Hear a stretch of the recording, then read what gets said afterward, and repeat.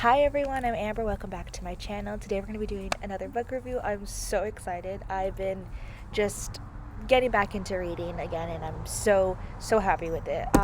So this book is one I've had on my wish list and then on my TBR for a little bit. So this is I'm Glad My Mom Died by Jennette McCurdy. And at first, when I saw that this book came out, I think it was last year, I wasn't sure based on the title. But then I watched some interviews. I saw what she had went through, what the book was about, and I was like, okay, I gotta give this thing a shot.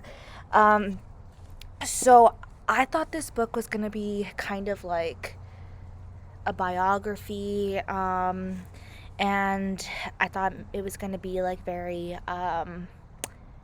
like on this day this happened, this day this happened. Like, no, it was very much her story, and it was written in a way that was very easy to read.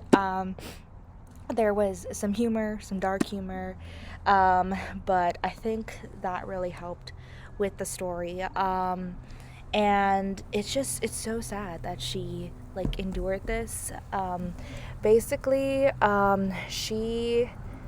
we know her from iCarly, and also she did a lot of other shows when she was a kid, that she guest starred in, but iCarly was like the thing that she was well known for. And I was such a huge fan of iCarly, and I had no idea that she was going through this. I mean, I was a kid myself when I was watching it. And as I'm reading this, I'm thinking back to like those episodes that she talks about and like what she looked like, and how she acted on screen, and you would have never known. And of course, like me as a kid and now an adult, like looking back, it's like, oh my goodness. And so basically, she started acting because that's what her mom wanted her to do. Her mom was living vicariously through her.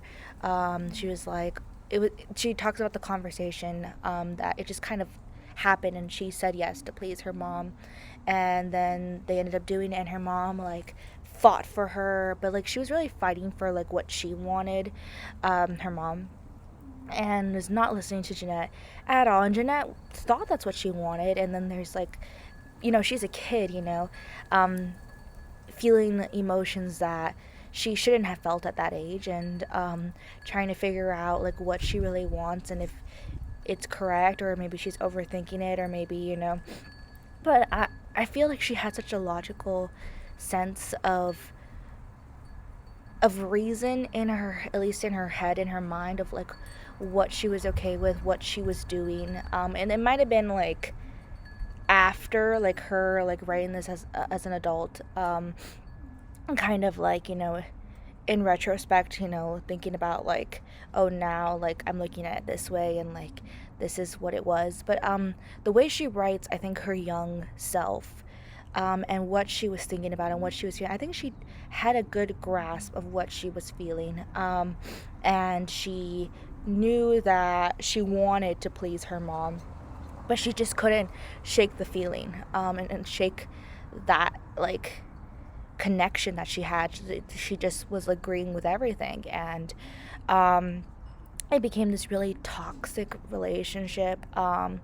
And you know in that instance, she felt like, her questioning her mom, she didn't view it as wrong. I mean, it did lead her into spirals of like questioning herself, but it was more so like, my mom wants me to do this even though I may not like it, but she wants me to do this. So it was really interesting that, she didn't believe that her thoughts or her feelings were wrong. It was just more sort of, this is what mom wants, so I'm going to do it. So it was a very interesting dynamic on how they, like, Jennette kind of just like became this doll of a person doing everything her mom wanted her to do, but was also such a conscious human, and it didn't affect her in a way that you thought it would. It was just kind of like she wanted to please her.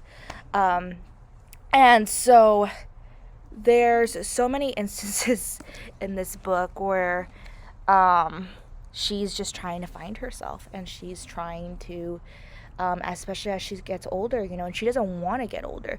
But then you see as she gets older, there's so many things that she doesn't know, and so many things that she doesn't want to think about or talk about or feel, or she's never experienced before. And it's really tough to read. But I think for me, who also kind of had like a very innocent upbringing, and then became an adult, I resonated with it a lot, because there were so many things that she went through that she just found to be so bizarre, and she was trying to connect with her adult self in a lot of instances, but then also didn't want to. She talks about her like relationships with men, and how she just never fully like loved someone, and then when she did love someone, there was things about them like she found gross and disgusting, and it turned her off in a lot of ways, sexually, and also just like just watching them, and it became like the ick for her. Always I felt like whenever like a guy, and we're talking about guys, but like no guy is perfect and everything, but I think that at least in my own personal experience, when someone, or in instances where I found like the way that they eat disgusting, or the way that certain mannerisms or something, there's usually a deeper rooted meaning or a deeper rooted trauma associated with it.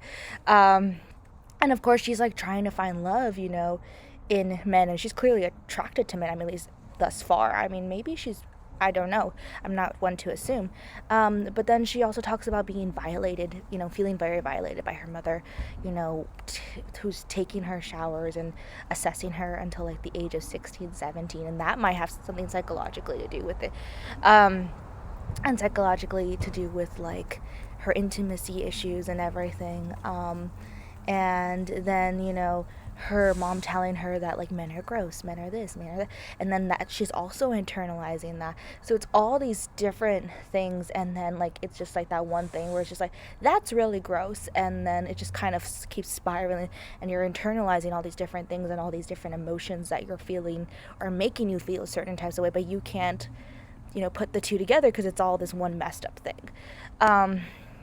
So I'm not like speaking like I know, but like I would associate that with some type of like trauma that she's dealing with, and there's obviously trauma that she's dealt with in this book, and it did come up in at least in my thoughts that maybe she's wanting men so bad because her mom, like being a female, just like messed with her, looking at her body all the time and assessing her and like telling her she had to be a certain way and everything for to be a kid, and then also for to be an actress and everything. But then there's this other part of Jennette that wants to be like deep down attractive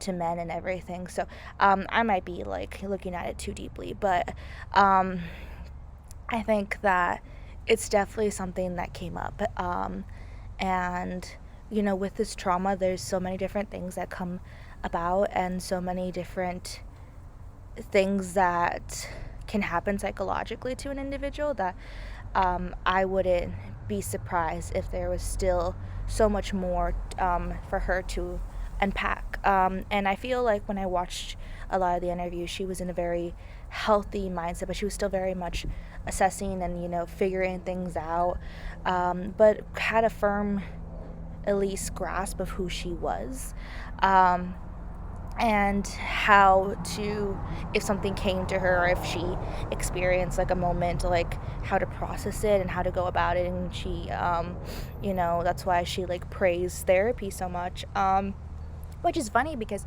she didn't like therapy to begin with, because I remember after reading this, she talks about her, how she was with this therapist named Laura, and how the way she addressed Jeanette's issues and mental state is she focused on her bulimia, and that, like, her binge eating and her purging and everything, and then also, like, started right away, like, psychologically analyzing, like, her relationship with her mom, and how at the end of it, I was like, that probably didn't work for her. And then it was at a certain time that I feel like she wasn't ready to, like, there were so many times when she was, like, almost ready, and then the way that therapist approached it, you have to find the right therapist for you, and it just wasn't the right time. It wasn't the right therapist and everything. It's not that she didn't care about her, but just her way of doing it just didn't work for her. And then she found a therapist that Jeanette described how she was very calculated, and how calculating and looking at it right there in front of you, her bulimia first, and, kind of looking at it, not really as a problem, but like baby steps, to kind of better herself, like it, and not just kind of tackle it all right away. It really worked for her, psychologically, and strategically. So now she, like, she praises that, and of course, like, the fact that, you have to find the right person for you. You have to find the right way of figuring your trauma out for you. There's no one way to do it, and if someone says there is, then it's not true. And so I found this book to be wildly fascinating, and there was, like, chapters I was like, this is too short, this is like, but it's funny because my one of my teachers, when I was doing creative writing, it was creative nonfiction, where you wrote stories about your own personal life, was, like, telling me, she's like, you can't remember everything that everyone has said to you, you can't remember, like, that instant, word for word, and you can't. But the funny thing with trauma that I at least realize is that you hold on to these moments and these memories so deeply that you can remember them pretty well. And then there's certain ones that you can't. And I feel like the chapters, like the ones in the beginning with Jeanette, is her childhood and everything, I think that those were so crucial to her, and she remembered them so well. That's why they were so long. At least this is what I felt. And, as we got to the parts where, she was older and she was just kind of trying to put them to the back of her mind, the chapters were shorter, and it was just less and less material, and I wanted to know more, of course, like, and then when I watched the interview, she described, things that happened during that time, why didn't you put that in the book, but, some things, they come to light later, and that's something that is really big with trauma, and I found that really, really interesting, that it kind of presented itself this way. It might not have been, but I think that it's definitely something that I looked at, and I was like, this might be this. Her relationship with Miranda was really cute, really sweet. It seemed like she was kind of like a friend that was, one of those friends that you call maybe once a year, and then you get back to everything, and everything is great and everything. I don't like how Miranda, like, after knowing, and then she, like, told us, that she knew about, her struggles and everything, like, I don't like how she, like, still called her and was like, you can do this. Yes, there was a positive, side to it, like, why I fought for you to get equal pay and everything, and, like, but I feel like that maybe, she didn't say, caused a bigger rift in their relationship. They were already, like, falling apart as friends at that point, and, like, drifting away. So I don't know, I just don't think that was fair of her when the iCarly reboot came out, and this is what I struggle with. I think, like, these are shows that I watched when I was a kid and I loved, and the nostalgia and the feelings and, like, the childhood essence of them, are so rooted in my memory, and, all these people ended up going through these tragic experiences, some didn't, some, made reboots and everything, some, changed it for the better and everything, but, like, it's just, so messed up. And I really like want to appreciate the nostalgia element. I think I've talked about this before, and the fact that it was a big part of my childhood for what it was, and then look at the fact that what happened as a result of it, in a different context. I'm sorry. And actually a more definite kind of viewpoint on it. This was something that I watched and make me happy, and this is what really happened. And kind of separating those two. So yeah, that's kind of how I view it, because me and like even like trauma that like I went to, my attachment with my childhood is so important and such a concrete thing that I need to kind of like process it that way, because I don't want to look at certain things in my childhood that made me profoundly happy as bad. Yeah, we're not talking about me though. So I think that when she goes over the process of, being hired and, getting into acting, she's talked about how she wasn't good at all, and she kind of had to like. We assume that she didn't talk about how she had to like practice and it, but she kind of got good at it just by like, she kept trying to please her mom and everything, and like through the practicing, we see moments when she practices, but then there's also moments where it's just like, when we go from memory to memory, it's like she wasn't good here, she booked this gig, she wasn't good here, so we're left to kind of like determine what happened, but she clearly has talent, that she had to develop, and she didn't want to, and now I think she's directing now. She's in a place where she still kind of works in the industry, but she's not acting. I don't know if she's going to act in the future. I think I saw an interview where they said she might. I don't know if that was correct or not.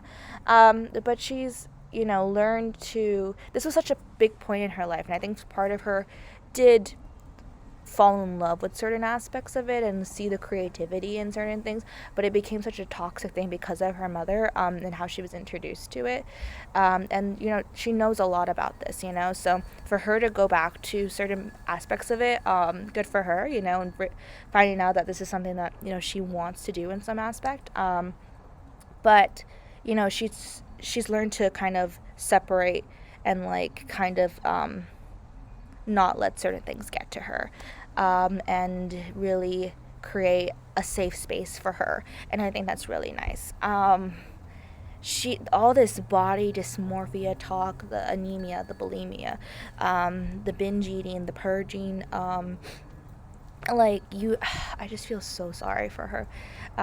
She created these problems for herself, not on purpose, and it just kind of was like this thing that happened because she was internalizing what her mother said and what society was saying and what she needed to do, and it's just you still see her and she's still really thin, and she talks about that there's still certain situations where she kind of has to deal with that. At the end of the book, she talks about like her eating a cookie and like how far she's come, and I love how she starts talking about like Dan Schneider without talking about Dan Schneider was very impressive, and then how she didn't take like the bribe to like not mention certain things that happened. Not a lot of stuff happened to her that she talks about in the book, relating specifically to him. Some stuff, yes, but there's maybe there's more, but there's some kids that really went through it, and it's just so messed up. And she doesn't like, what I like is that she does it compare herself to any of those kids, even though she compares herself to Ariana, and she talks about later on how like that wasn't healthy and everything, and we'd have no idea how Ariana treated her during that time. I'm not trying to bash on her, but based on certain things that were said, I don't know what is true and what is not, and then Ariana, we know that she's had some iffy history with something, so I don't know, and then obviously like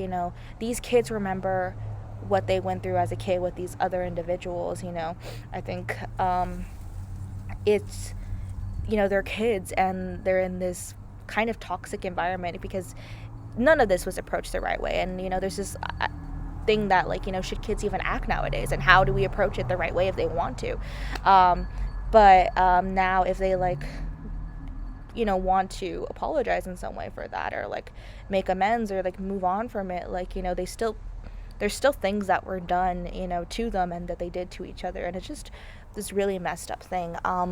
But she kind of tells her own story about that, and talks about, like, you can see, like, as time goes on, like, how he was accused of certain things and how he needed to be in the back. And Sam and Cat was like one of basically, I think, the last show that he created, and so she talks about that. I think she just really sheds a very interesting and in a very, I want to say, beautiful way, the topic of parental abuse, and it just kept me going. It kept me reading, and I it's funny because when I was like reading this, there was a lot of things I was Googling, a lot of things I was thinking back to, and I was just like, wow, like, you never would have known, and now it's insane. And I remember one instance where she was dating this guy that was significantly older than her, and there was all this stuff and drama going on with him, as there was with a lot of her relationships with men, because she couldn't, like, it just was, she couldn't really figure it out. And then she talks about how there was pictures of her that were put on the internet by paparazzi, and she talks about how she was fat, and I looked at those pictures and I was like, oh my goodness, like, you're not. It's just insane.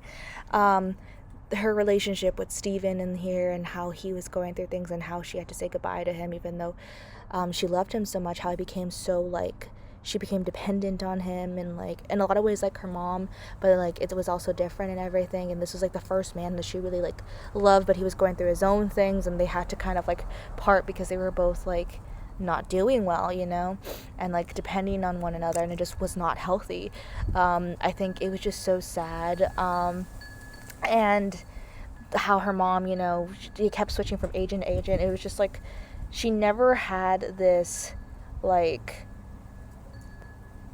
I guess, permanent, way of doing things. It was constantly changing, constantly evolving, constantly toxic. Her grandmother was toxic. Her grandpa was not, but he felt for her, but he, was married to, he was in this, spiral with her. And then, the fact that her mom was a hoarder, the fact that her dad wasn't her dad. It was just like all these things that just kind of, if her mom wasn't toxic, if her life wasn't toxic, like, these things would be bombshells as is. But then adding on to that, it just became this crazy insane thing. And yeah, I really, this video is becoming too long, but I think it's really important to shed light on this book. And it's I read this, there's this quote on the front, says an important cultural document, and it really is in a lot of way, for, I guess, the history of, actors, and for Nickelodeon, but also, and childhood actors, but also for, like, individuals who have undergone parental abuse, and trauma, and bulimia, and etc. And there's so many other things I could unwrap and go into depth about in this book, but then I would just keep going on and on. But it was fantastic. It was a fantastic read, and there was just lots of feelings, lots of different crazy things, and lots of hope at the end, and recognition and growth. And I related to it so much in a lot of ways, and it would forever be one of my favorite reads because it's the complexity of it. And so, yeah, thank you so much for watching, and I hope to see you all soon. Bye.